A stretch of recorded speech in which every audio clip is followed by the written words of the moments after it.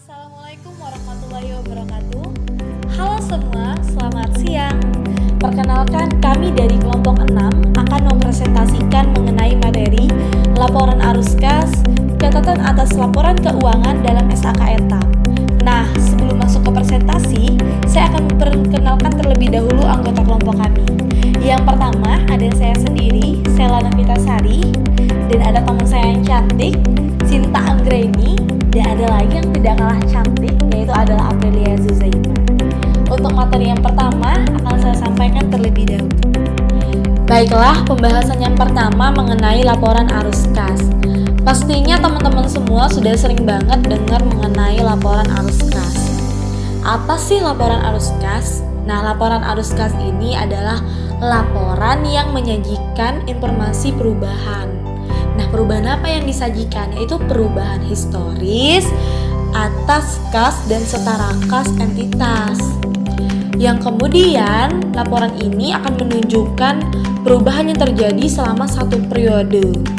Dari aktivitas operasi, kemudian investasi, dan pendanaan.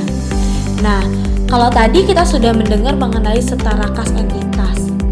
Apa sih sebenarnya setara kas? Nah, setara kas ini adalah investasi jangka pendek dan liquid untuk memenuhi komitmen kas jangka pendek. Jadi dia bersifat lancar sekali.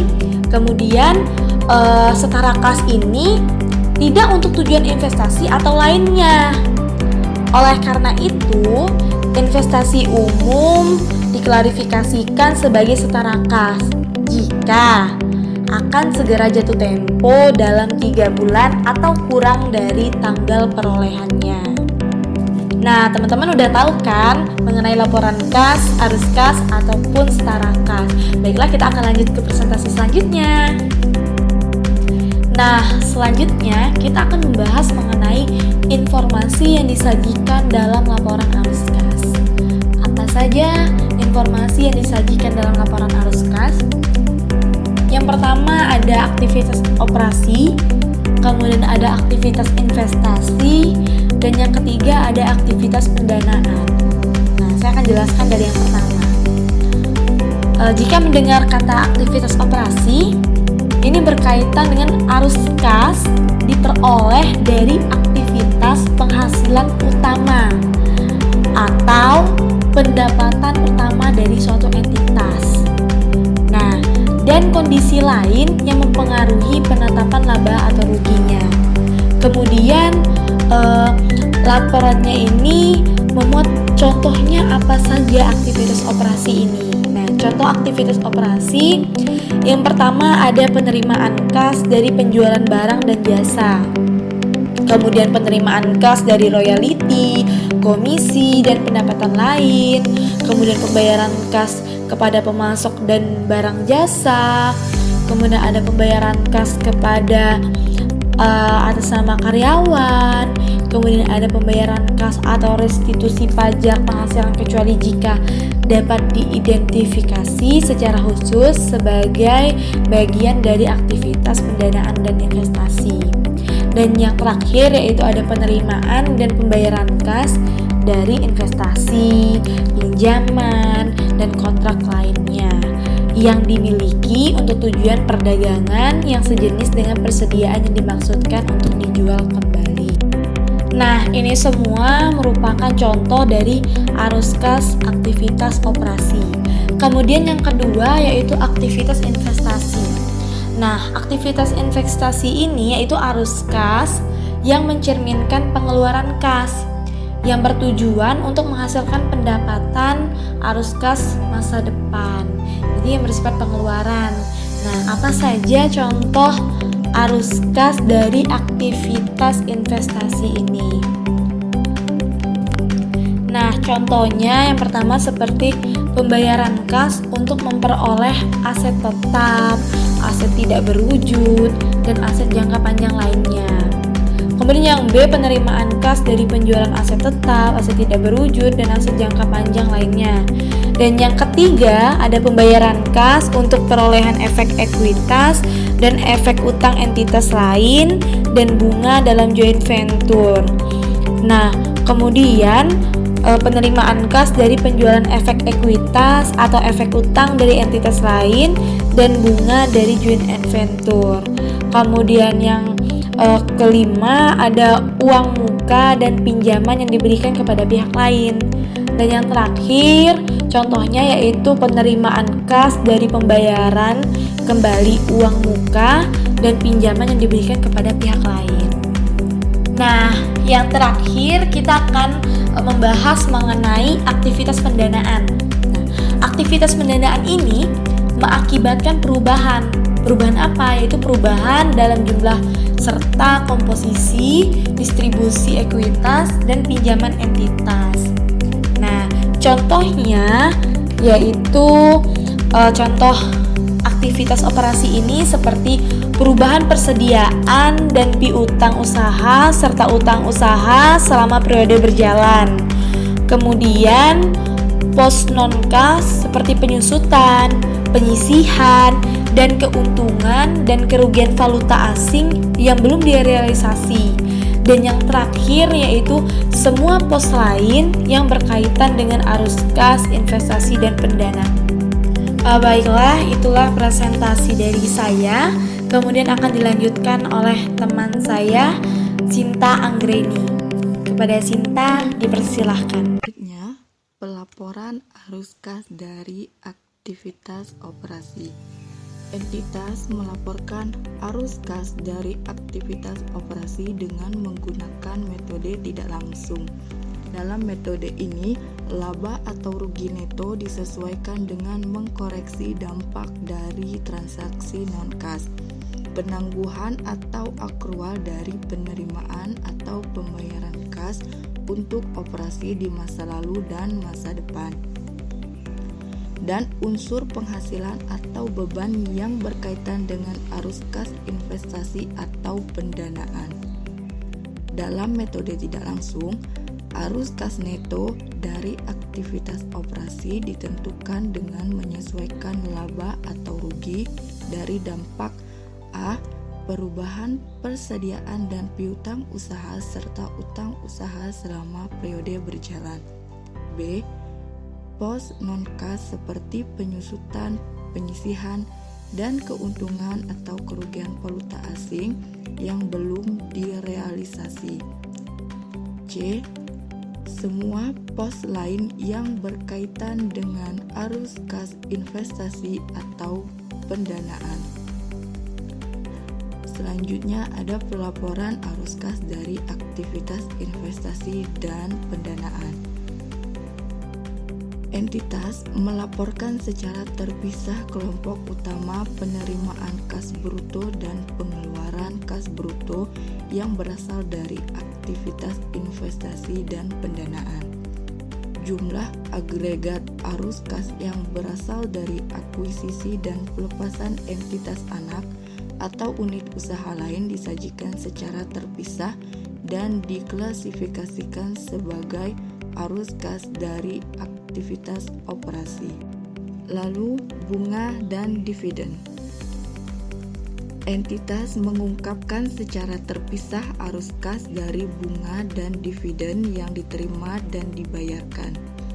Entitas mengklasifikasikan arus kas secara konsisten antar periode sebagai aktivitas operasi, investasi, atau pendanaan.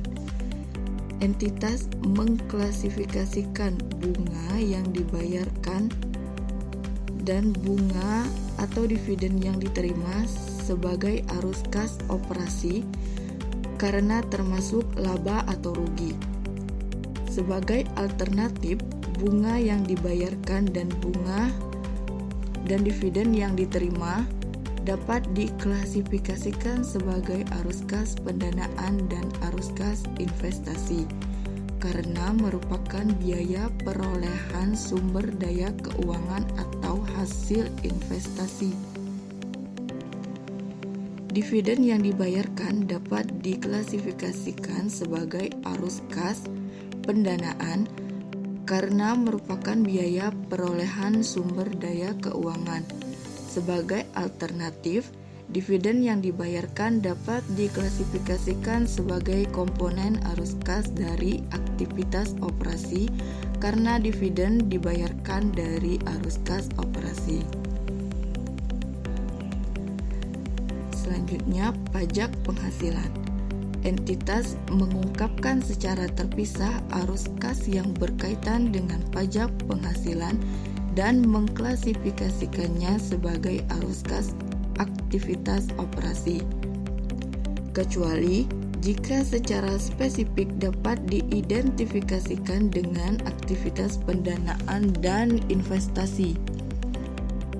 Jika arus kas pajak dialokasikan pada lebih dari satu jenis aktivitas, maka jumlah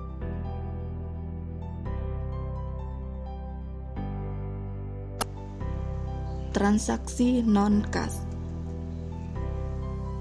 Entitas mengeluarkan dari laporan arus kas transaksi investasi dan pendanaan yang tidak memerlukan penggunaan kas atau setara kas. Entitas mengungkapkan transaksi tersebut dalam laporan keuangan sehingga memberikan semua informasi yang relevan mengenai aktivitas investasi dan pendanaan tersebut. Banyak aktivitas investasi dan pendanaan yang tidak mempunyai dampak langsung terhadap arus kas saat ini, meskipun mempengaruhi struktur aset dan modal entitas. Tidak dimasukkannya transaksi non-kas dalam laporan arus kas adalah konsisten dengan jumlah laporan arus kas, sebab transaksi tersebut tidak mempengaruhi arus kas dalam periode berjalan. Contoh transaksi non-kas adalah A. Perolehan aset secara kredit atau melalui sewa pembiayaan. B. Akuisisi suatu entitas melalui emisi saham. C. Konversi utang menjadi modal. Pengungkapan lain. Entitas mengungkapkan bersama dengan pendapat manajemen jumlah kas dan setara kas yang signifikan yang dimiliki entitas namun tidak dapat digunakan oleh entitas. Hal ini karena adanya pembatasan lalu lintas devisa atau pembatasan hukum. Catatan atas laporan keuangan. Pada bagian ini mengatur prinsip yang mendasari informasi yang disajikan dalam catatan atas laporan keuangan dan bagaimana penyajiannya. Catatan atas laporan keuangan berisi informasi sebagai tambahan informasi yang disajikan dalam laporan keuangan. Catatan atas laporan keuangan memberikan penjelasan naratif atau rincian jumlah yang disajikan dalam laporan keuangan dan informasi pos-pos yang tidak memenuhi kriteria pengakuan dalam laporan. Dalam catatan atas laporan keuangan sendiri harus memuat 3 hal. Yang pertama, menyajikan informasi tentang dasar penyusunan laporan keuangan dan kebijakan akuntansi tertentu yang digunakan sesuai dengan paragraf 8.5 dan 8.6. Yang kedua, catatan atas laporan keuangan harus mengungkapkan informasi yang disyaratkan dalam SAK etap tetapi tidak disajikan dalam laporan keuangan. Dan yang ketiga, harus memberikan informasi tambahan yang tidak disajikan dalam laporan keuangan tetapi relevan untuk memahami laporan keuangan.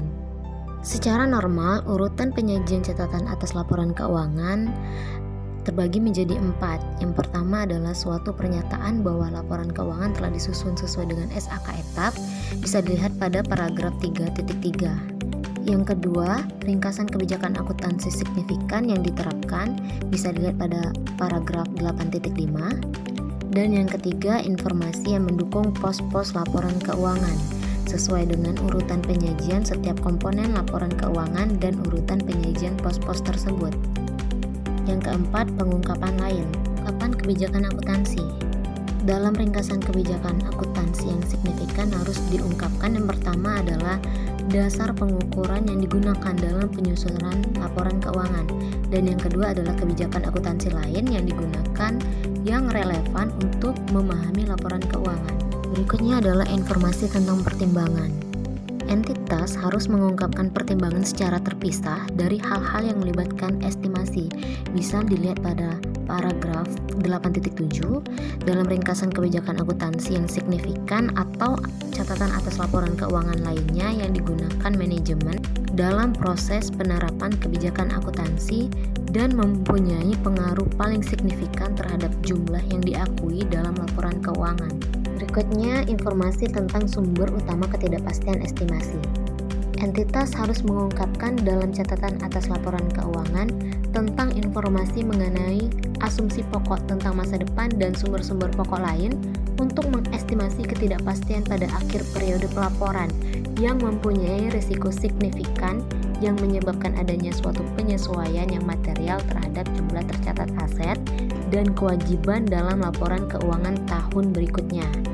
Terkait aset dan kewajiban tersebut, catatan atas laporan keuangan harus memasukkan rincian tentang yang pertama sifat dan yang kedua jumlah tercatat pada akhir periode pelaporan. Baiklah, sekian presentasi dari kelompok kami. Apabila ada kesalahan kata, kami mohon maaf. Kepada Allah kami mohon ampun. Saya akhiri, wabillahi taufiq wal hidayah. Wassalamualaikum warahmatullahi wabarakatuh. Selamat siang semuanya.